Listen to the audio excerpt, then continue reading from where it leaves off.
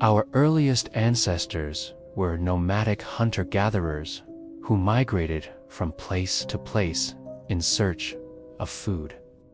But as time went on, they discovered that by staying in one place long enough, the food would eventually come to them.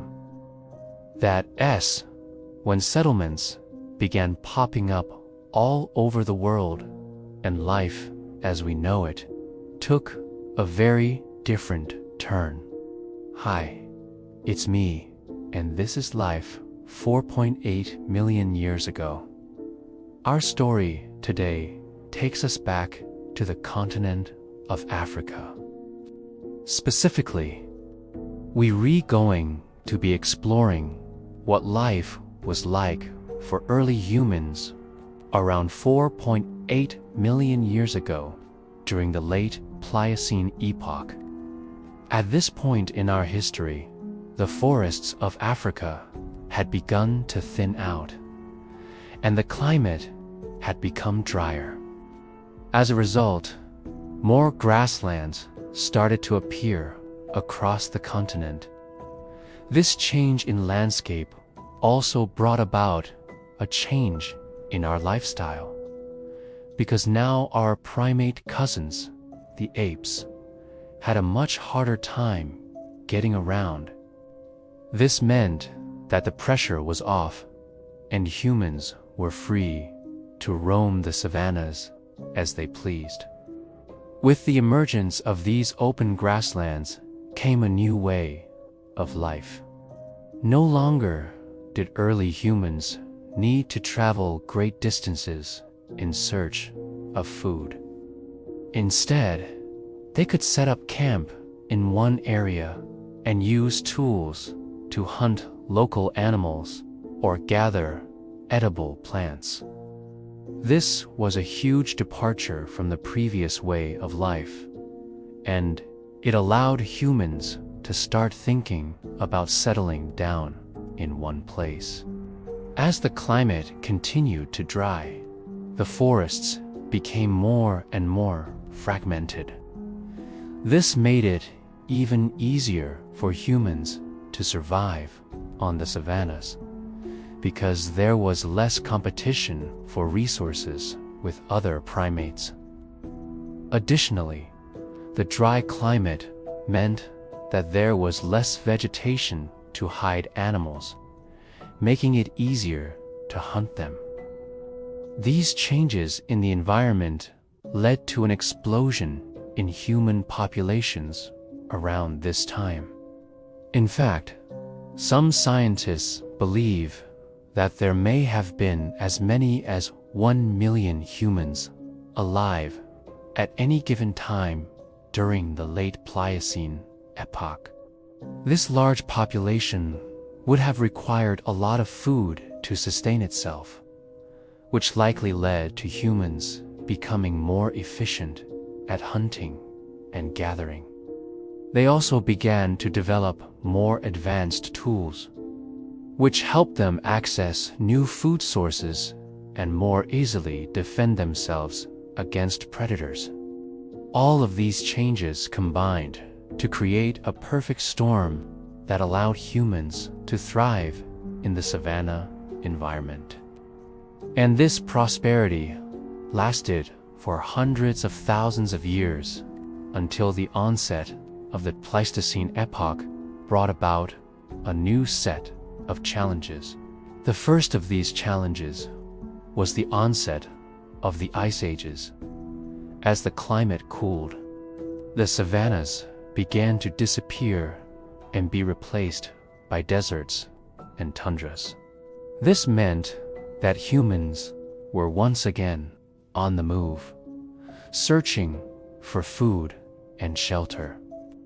The second challenge was the emergence of new predators. As the ice ages progressed, large mammals such as saber-toothed cats and dire wolves began to roam the earth.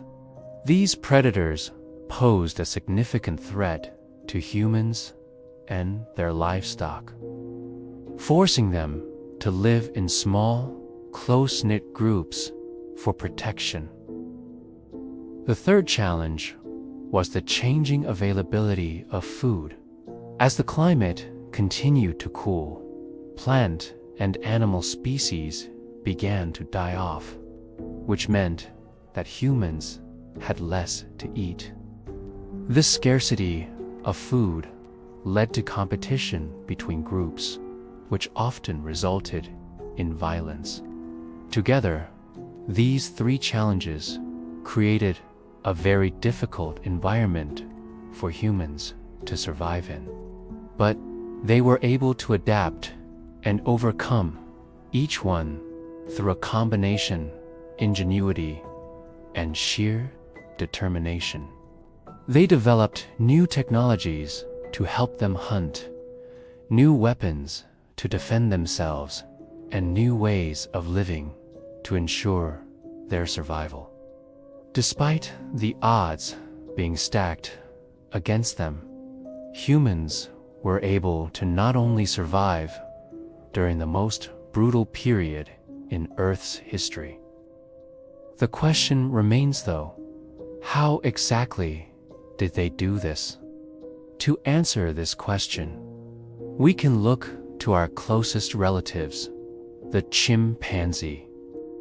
Chimpanzees live in groups of up to 50 individuals and spend their days looking for food.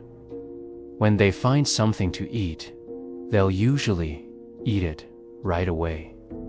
But if it's something that can be stored for later, like nuts or fruit, they'll take it back to their nest. Nests are usually built in trees, but on the ground they can be found in areas with lots of leaves and tall grasses, although they don't last very long. Nests are an important part of a chimp's life because they provide a safe place to sleep and relax away from predators. For humans, things were pretty similar except for one major difference. You see, while chimps will sometimes build multiple nests every night, humans only needed one. By building just one nest, humans could stay in one place for longer than chimps, which meant that they didn't have to spend as much energy looking for food. It also meant that they could start taking advantage of the resources in one specific area, like plants or animals that only lived there. This gave humans a significant advantage over other primates because it allowed them to get more food and live more comfortably. As humans continued to improve their nesting techniques, they were able to stay in one place for longer and longer periods of time. Eventually, they were able to settle down in one place permanently and start farming the land. This allowed them to really take advantage of the resources in one area.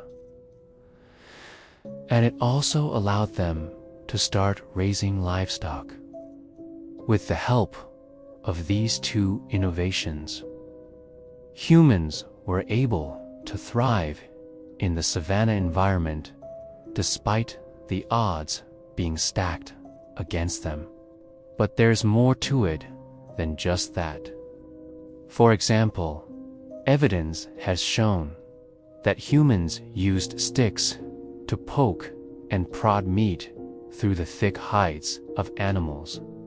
This innovation allowed them to cook their food more efficiently, which made it easier to digest and more enjoyable to eat. They also learned how to use spears to hunt animals, which allowed them to take down larger prey.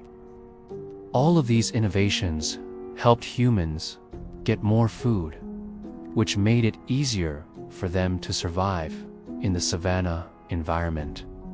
Moreover, as humans began to settle down in one place and raise livestock, they were able to start trading with other groups. This allowed them to acquire new resources and learn new technologies, which helped them further improve their way of life. And as the ice caps continued to grow, humans began to invent new ways to stay warm, like wearing animal skins and making fires. These innovations allowed them to survive the harsh conditions and thrive despite the odds being stacked against them. It wasn't easy, though. There were setbacks, and many groups didn't make it. But those that did were able to create societies that were more advanced than anything that had come before them. So, what can we learn from all this? Well, first off, we can see just how tough the savanna environment really was. Even though there was plenty of food available, it was also full of danger and constantly changing. Second, we can see how humans adapted and overcame these challenges through intelligence, ingenuity, and sheer determination. Finally, we can appreciate the fact that humans were able to not only survive, but thrive in one of the toughest environments on Earth. It's a testament to our ability to adapt and evolve in the face of adversity. And it's also worth noting that this was just the beginning. The events that took place in the savannas of Africa 4.8 million years ago set the stage for the rise of human civilization. It was here where humans developed the technologies and innovations that allowed them to spread out across the globe and become the dominant species on Earth. Without the hardships and challenges of the savanna, we may not have become the highly adaptable and innovative species that we are today. So, what do you think? How do you think early humans were able to survive in such a tough environment? Let me know in the comments below. Thanks for watching. See ya.